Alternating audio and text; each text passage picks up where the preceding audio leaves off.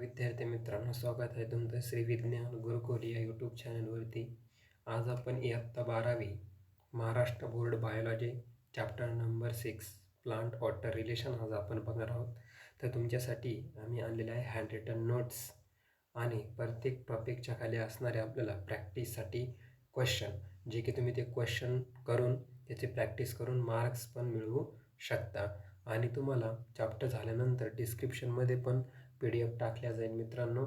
त्यासाठी तुम्हाला डिस्क्रिप्शनमध्ये जावे लागेल. तर तुम्हाला नोट्समार्फत पण आपल्याला मी टीचिंग करणार आहे आणि ते टीचिंग तुम्हाला कळेलच असे मी गृहीत धरतो. बघा, सुरुवात करूया आपण चॅप्टरला. Importance of water in plants. बघा मित्रांनो, वॉटरची इम्पॉर्टंट काय आहे प्लांट्समध्ये. जसे ह्युमनमध्ये वॉटरची इम्पॉर्टन्स आहे, तसे प्लांटमध्ये पण वॉटरची इम्पॉर्टन्स आहे. मग काय इम्पॉर्टन्स आहे ते आपण बघूया. बघा, plants often variety of substance like water, mineral, nutrients, food and gases like O2, CO2 from surroundings. जे प्लांट जे असतं ना, ते काय करतं, सराउंडिंगमधून म्हणजे आजूबाजू जो प्रदेश आहे त्या सराउंडिंगमधून ते काय करतं, जे मिनरल्स असतील, जी वॉटर असेल, न्यूट्रियंट्स असेल, फूड असेल आणि जे गॅस आहे लाईक O2 म्हणजे ऑक्सिजन असेल, कार्बन डायऑक्साईड असेल, हे काय करत असतं, ऑप्टेन करत असतं म्हणजे मिळवत असतं. बघा मित्रांनो, productivity in plants is mainly affected by the non availability of water. तिथं काय असतं, काय म्हटलं बघा, productivity of plants is mainly affected by the non availability of water. तर प्लांटची जी प्रोडक्टिव्हिटी आहे, ती प्रोडक्टिव्हिटी जी आहे ना, ती जर वॉटर अवेलेबल नाही झालं तर काय होणार आहे, अफेक्ट होणार आहे. म्हणजे प्लांटची ग्रोथ असेल, ती ग्रोथ काय होणार आहे, त्याच्यावरती अफेक्ट होणार आहे. म्हणजे ग्रोथ होणार नाही, प्रॉपर फूड ते स्वतःमध्ये तयार करू शकणार नाही. मग त्याच्यामुळे जर नॉन अवेलेबिलिटी झाली वॉटरची, तर प्लांट काय, त्याच्या प्रोडक्टिव्हिटीवर काय होणार आहे, त्याचा अफेक्ट होणार आहे, असं याचा मिनिंग आहे. त्याच्यानंतर बघा काय म्हटलं आहे, water consider as elixir of life. म्हणूनच वॉटरला काय म्हटलं आहे, elixir of life. Elixir of life म्हणजे काय हो. बघा, आपल्याला तरी वॉटरचं ड्रॉपलेट बघितलं तर आपल्याला कळेल का आपल्याला पाण्याशिवाय ह्या जगामध्ये काहीच नाही. आपण आपल्यासाठी पण पाणी गरजेचं आहे, तसं प्लांटसाठी पण पाणी गरजेचं आहे. पाणीच जर नसलं, वॉटरच जर नसलं, तर कोणतीही जी प्रोसिजर आहे ती प्रोसिजर चालणार नाही. कोणतीही प्रोसेस आपल्या शरीरातली चालणार नाही आणि प्लांटमध्ये पण कोणतीही प्रोसेस चालणार नाही. आपण जसं बघतो ना, दुष्काळ पडला तर पाण्यासाठी किती वणवण करावं लागते, पण जेव्हा पाणी जेव्हा पडतं तेव्हा आपल्याला काय होतं, खूप आपण आनंदी होतो. तसं जर प्लांटला पाणी नाही मिळालं तर काय होईल, बघितलं ना, प्रोडक्टिव्हिटी काय होईल, त्याची अफेक्ट होईल त्याच्यावर प्रोडक्टिव्हिटीवरती. मग पाणी हे काय करतं, इलिक्झिअर ऑफ लाईफ म्हणून काम करतं. इलिक्झिअर म्हणजे काय, त्याचा अर्थ आपण जर बघितला, अमृता समान काम करतं. म्हणजे जणू दुसरे काही अमृतच असं आपण समजूया, म्हणून ते त्याला म्हटलं इलिक्झिअर ऑफ लाईफ. आपण जर इलिक्झिअर ऑफ लाईफ जर बघितलं ना, तुम्हाला जर विचारलं वॉटर इज इलिक्झिअर ऑफ लाईफ म्हणजे काय हो, बघा इथं त्याचं आपलं उत्तर बघायला मिळतं. Essential for all life process. ज्या लाईफ प्रोसेस आहे त्या लाईफ प्रोसेससाठी कसं आहे, ते इसेन्शियल आहे, उपयोगाचं आहे ऑल लाईफ प्रोसेससाठी. त्याच्यानंतर helps in a growth and development. Growth म्हणजे काय, वाढीसाठी, आणि डेव्हलपमेंट म्हणजे विकासासाठी पण पाण्याची गरज आहे. त्याच्यानंतर maintain turgidity and shape. Turgidity म्हणजे काय हो, तर सेलची जी फुगवण क्षमता असते, फुगते सेल, ती टर्जिडिटी ते वॉटर काय करतं, मेंटेन करतं. त्याच्यानंतर सेलचा शेप असेल, त्या शेपला पण वॉटर काय करणार आहे, मेंटेन करणार आहे. त्याच्यानंतर रेग्युलेट्स टेम्परेचर. जे टेम्परेचर असतं ना प्लांटमधलं पण, त्याला काय करते, रेग्युलेट्स करतं. रेग्युलेट्स म्हणजे काय, थोडक्यात मेंटेन ठेवायचं काम करतं. मेंटेन म्हणजे काय, जेवढं त्याला टेम्परेचरची गरज आहे तेवढं ते टेम्परेचर झाडामध्ये ठेवायचं काम वॉटर हे करत असतं, म्हणजे रेग्युलेट्स करतं त्याला. त्याच्यानंतर काय म्हटलं, मीडियम ऑफ ट्रान्सपोर्ट. ते ट्रान्सपोर्टचं काय आहे, मीडियम आहे. मीडियम म्हणजे काय, आता झाड काय करतं, रूटमधून काय करणं, वॉटर ॲब्सॉर्ब करतं. तर वॉटरवर काय असणार आहे, न्यूट्रियंट्स असणार आहे, मिनरल्स असणार आहे. ते मिनरल्स पण ते रूट काय करतं, घेतं. मग रूटमध्ये घेतल्यानंतर तिथं काय असणार आहे, म्हणजे रूट थ्रू ते वॉटर काय असतं आतमध्ये येत असतं. त्या वॉटरमध्ये काय असतं न्यूट्रियंट्स मिनरल्स असतात. म्हणजे वॉटर काय करतं त्या न्यूट्रियंट्स आणि मिनरल्सला घेतं आणि काय करतं लीफपर्यंत पोहोचवतं, म्हणजे झाडाच्या निराळ्या ऑर्गनपर्यंत पोहोचवतं, म्हणजे हे ट्रान्सपोर्ट करतं. मग ट्रान्सपोर्ट करतं म्हणून त्याला काय म्हटलं आहे ट्रान्सपोर्ट मीडियम असं म्हटलं आहे. ओके, लक्षात आलं तुमच्या.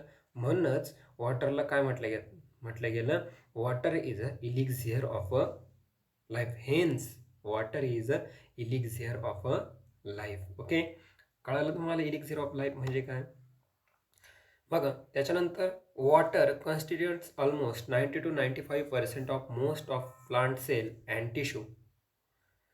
बघा मित्रांनो, ते जे वॉटर असतं ना ते प्लांटमध्ये म्हणजेच प्लांटच्या सेल आणि टिश्यूमध्ये 90 to 95% वॉटर असतं. जसं आपल्याला माहिती आहे आपल्या ब्लडमध्ये पण वॉटर असतं, त्याच्यानंतर सेलमध्ये पण वॉटर असतं, ते सुद्धा पर्सेंटेज असतं. तसं झाडामध्ये पण जे झाडाच्या सेल आणि टिश्यू असतात त्या झाडाच्या सेल आणि टिश्यूमध्ये 90 to 95% इतकं काय असतं वॉटर असतं, लक्षात ठेवायचं. त्याच्यानंतर आपण जर बघितलं plant cell and water help the cell to maintain turgidity and shape. मागेच बघितलं वॉटर काय करतं सेलची टर्जिडिटी असेल आणि शेप जो असेल ते काय करणार आहे मेंटेन करणार आहे. त्याच्यानंतर it shows following property due to which it great biological importance. वॉटरचे काय असणार आहे ग्रेट बायोलॉजिकल इम्पॉर्टन्स असणारे, लक्षात ठेवायचे. आपण ते पुढे बघणारच. त्याच्यानंतर पुढे जाऊया आपण. त्याच्यामध्ये आपण एक डायग्रॅम छोटीशी ती समजून घेऊया. सोर्स फ्रॉम सराउंडिंग्स दिसतंय, आपण याच्यावरती विचार केलेलाच आहे. O2 nutrients water minerals food CO2 बघितलं आहे आपण. हे प्लांट काय करतं त्याच्या सराउंडिंगमधून हे सगळे घटक काय करतं स्वतःमध्ये घेत असतं. O2 असेल स्वतःमध्ये घेतं, न्यूट्रियन्स घेतं मुळांद्वारे, वॉटर पण घेतं मुळांद्वारे, CO2 घेतं लिफद्वारे, त्याच्यानंतर फूड आपल्याला ते देत असतं, मिनरल्स घेतल्या जातं. हे सगळं वॉटरद्वारे प्लांटमध्ये जात असतं, हे लक्षात ठेवायचं. पुढे जाऊया आपण. त्याच्यानंतर properties of water and their importance. आपण वॉटरच्या काही प्रॉपर्टीज आपण बघूया. बघा मित्रांनो, हाय स्पेसिफिक त्याची property high specific heat. High specific heat म्हणजे काय, ही प्रॉपर्टी काय म्हणते हाय स्पेसिफिक हीट म्हणजे काय. बघा water can absorb and release large amount of heat without much. Water काय करतं लार्ज अमाऊंट हीट ॲब्सॉर्ब बनतं आणि काय करतं ते रिलीज पण करतं. बघा एक एक्झाम्पल जर आपण समजून घेतलं, समजा वॉटर जर आपण घेतलं आपण 1 ग्रॅम जर वॉटर घेतलं, 1 ग्रॅम जर वॉटर घेतलं तर ह्या 1 ग्रॅम वॉटरचं टेम्परेचर आत्ता जे टेम्परेचर असणार आहे 1 ग्रॅम वॉटरचं ते असणार आहे 14.5 डिग्री सेल्सिअस इतकं टेम्परेचर असणार आहे. किती वॉटरचं 1 ग्रॅम वॉटरचं. आपल्याला काय करायचं आहे या 14.5 ह्या टेम्परेचर आपल्याला काय करायचं आहे 1 रेज करायचं आहे. काय करायचं 1 डिग्री रेज करायचं आहे. म्हणजे आपल्याला किती करावं लागणार आहे 50.5 करायचं. म्हणजे किती करायचं 1 डिग्रीने त्याला काय करायचं आहे रेज करायचं. मग हे टेम्परेचर 14.5 ते 15.5 म्हणजे 1 डिग्रीनं रेज करण्यासाठी त्याला जितकी हीट लागते त्या हीटला आपण म्हणतो स्पेसिफिक हीट. काय म्हणणार त्याला आपण हाय स्पेसिफिक हीट त्याला आपण म्हणणार. त्याच्यानंतर next property high heat of vaporisation. High heat vaporisation म्हणजे काय water requires more heat to convert into vapour. बघा सोपं आहे, कन्वर्ट इनटू वेपर. जे वॉटर आहे ते वॉटर असतं लिक्विड फॉर्ममध्ये, त्याला करायचं आहे व्हेपर फॉर्ममध्ये, म्हणजे त्याला व्हेपर करायचं आहे. ते वॉटरचं व्हेपर फॉर्ममध्ये ट्रान्सफॉर्मेशन करण्यासाठी जितकी व्हेपर म्हणजे वाफ, पाण्याची वाफ येतो साध्या सोप्या भाषेत आपल्या पाण्याचं रूपांतर वाफेत करण्यासाठी जितकी हीट लागते त्याला आपण म्हणतो हाय हीट वेपोरायझेशन. त्याला काय म्हणणार आपण हाय हीट वेपोरायझेशन असं म्हणणार, लक्षात ठेवायचं. बघा हाय सरफेस टेन्शन वॉटर मॉलिक्युल्स कोहर स्ट्रॉंगली वॉटर मॉलिक्युल्स कोहर स्ट्रॉंगली. आता इथं काय असणार आहे बघा सरफेस टेन्शन. वॉटरला काय असतं एक सरफेस टेन्शन असतं, ते काय करतं helps in movement of water in xylem. झायलेममध्ये वॉटरची मुवमेंट करण्यासाठी हाय सरफेस टेन्शन वॉटरचं काम करतं. जसं एखादा इन्सेक्ट आहे तो जर वॉटरच्या सरफेसवर तुम्हाला तरंगताना दिसतो. मग असं का होतं का वॉटरचं जे सरफेस टेन्शन आहे कसं आहे तिथे हाय. त्याच्यानंतर water is a universal solvent. Water काय असणार आहे? Universal solvent. युनिव्हर्सल सॉल्व्हंट म्हणजे काय हो? वैश्विक द्रावण त्याला आपण म्हणतो. मग काय कारण असेल त्याला युनिव्हर्सल सॉल्व्हंट म्हणायचं? The water dissolve any substance. Water dissolves many substance. Many substance त्या वॉटरमध्ये मेनी सबस्टन्स म्हणजे अनेक सबस्टन्स काय होऊ शकतात? डिझॉल्व्ह होऊ शकतात. मग आपण जर लॅबमध्ये गेलो, केमिस्ट्रीचा पार्ट जर आपण जर बघितला तर आपण कोणतंही सोल्यूट पाण्यामध्ये टाकतो. काय थोडे सोल्यूट जर वगळले तर आपण बरेच सोल्यूट काय करतो? आपण पाण्यामध्ये टाकतो. आणि ते काय होतं त्याच्यामध्ये विरघळून जातात, डिझॉल्व्ह होऊन जातात. मग त्याच्यामुळे त्याला काय म्हटलं? युनिव्हर्सल सॉल्व्हंट असं म्हणतात. आणि अजून ते काय करतं? Helps transport of mineral and nutrient. बघा इथं काय म्हटलं आहे? Helps transport of mineral and nutrients. ते काय करतं? झाडांमध्ये जे मिनरल्स असेल आणि न्यूट्रियन जे असेल ते ट्रान्सपोर्ट करण्यासाठी काय करणार आहे? ते हेल्प करणार आहे. मित्रांनो लक्षात ठेवायची या प्रॉपर्टी होत्या वॉटरच्या. बघा त्याच्यानंतर आपण बघणार आहे काय? Practice question.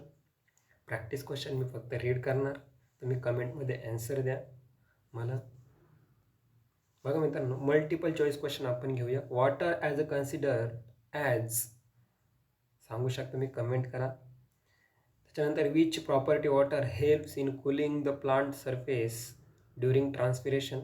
कोणती अशी प्रॉपर्टी ती काय करते? Cooling the plant surface transpiration यावेळेस ते कूलिंगचं काम करत असतं. कोणती प्रॉपर्टी ती तुम्ही सांगू शकतात. शॉर्ट आन्सरमध्ये बघा, why water called elixir of life. Write any two property of water and their importance in a plants. हे प्रॅक्टिस क्वेश्चन आहे, तुम्ही आपल्या नोटबुकमध्ये लिहून घेऊ शकता आणि त्याची प्रॅक्टिस पण करू शकतात मित्रांनो. चला आपण जाऊया पुढे. आपल्याला बघायचे अजून काही प्रॉपर्टीज वॉटरच्या जनरल प्रॉपर्टी आज आपण काही बघूया. अजून ज्या मेन जनरल प्रॉपर्टी त्या आपल्याला बघायच्या आहे. बघा मित्रांनो हे जे वॉटर आहे it is the liquid form at a room temperature. ह्या जनरल प्रॉपर्टी ऑफ वॉटरची मेन प्रॉपर्टी ह्या पेपरला आल्या तर ह्या प्रॉपर्टी लिहायच्या. General property of water. वॉटरच्या जनरल प्रॉपर्टी आपण बघूया. It is the liquid form at room temperature. जे रूम टेम्परेचर असतं त्या रूम टेम्परेचरला ते लिक्विड फॉर्ममध्ये असतं. बघा मित्रांनो आता रूम टेम्परेचर म्हणजे काय? रूम टेम्परेचर माहीत पाहिजे आपल्याला. आपल्या शहराचं टेम्परेचर असतं 37 डिग्री सेल्सिअस. हे आपलं आहे रूम टेम्परेचर.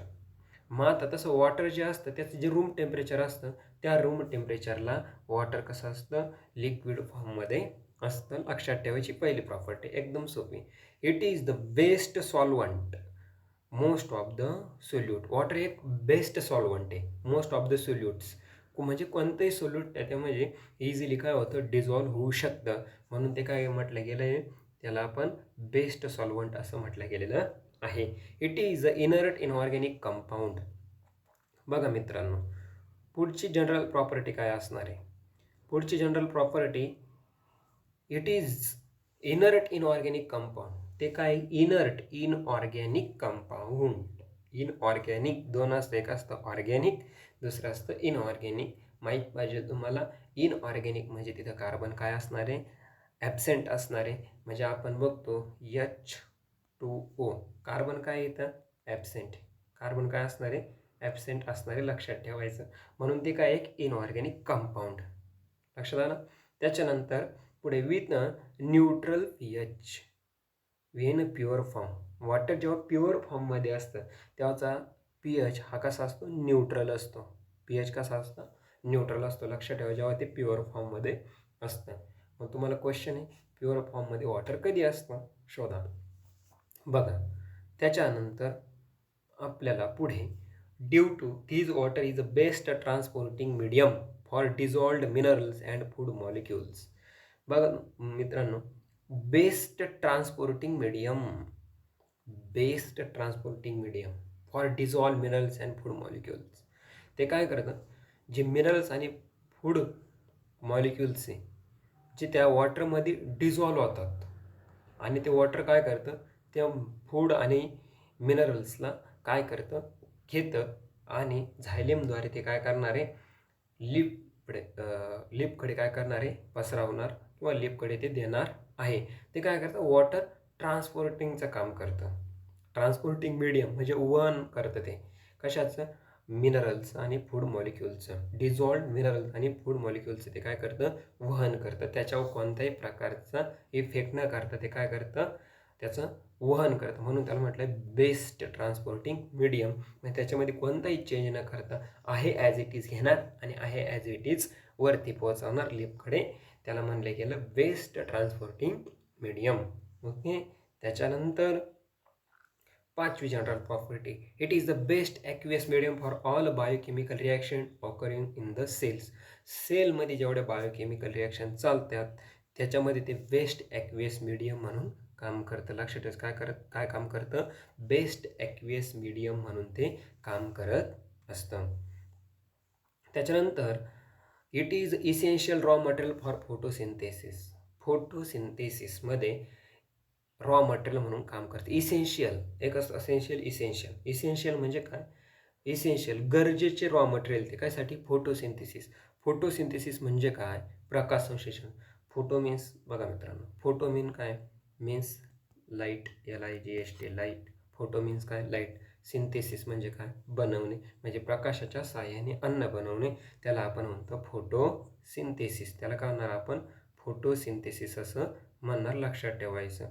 त्याचा आपण त्या वर्डचं थोडक्यात मिनिंग बघितलं. त्याला आपण काय म्हणणार, फोटोसिंथेसिस. फोटो मीन्स लाईट आणि सिंथेसिस मिनिंग बनवणे, प्रकाश संश्लेषण मदतीने अन्न बनवणे. Water is a high specific heat.